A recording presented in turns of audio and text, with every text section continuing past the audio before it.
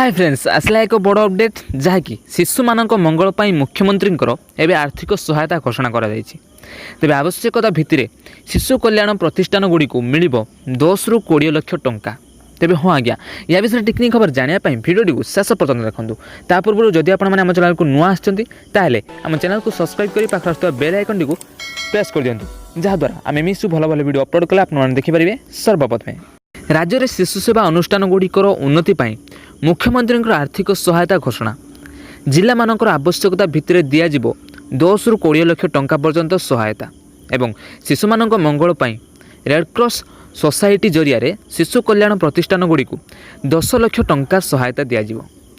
गंजाम मयूरभंज बालेश्वर सुंदरगढ़ केन्दुझर एवं संबलपुर यही सब जिला मानकर अतिरिक्त आवश्यकता ठारू दृष्टि रखी सही जिला मानक पाई अधिक 10 लाख टंका लेखाएं मंजूर करा जायछि।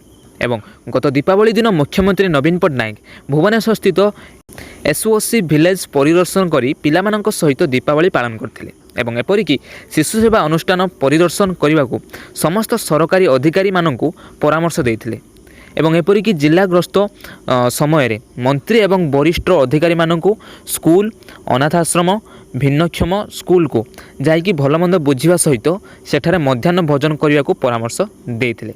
आउ परिदर्शन पर पिलामानंक मतामत को भित्ति करी राज्यर समस्त शिशु कल्याण संस्था गुड़िकर उन्नति पाई रेडक्रॉस सोसाइटी शाखा को आर्थिक सहायता घोषणा करिसेंती मुख्यमंत्री। तो फ्रेंड्स यह था वर्तमान अपडेट जहाँकि मुख्यमंत्री शिशु सेवा अनुष्ठान गुड़ी को प्रदान करुँच। तो फ्रेंड्स जदि आपको भिडियो भल लगी था लाइक करूँ और जिते पार्चन भिडियो को शेयर करनी। तेज से जाए मुझे नमस्कार जय जगन्नाथ।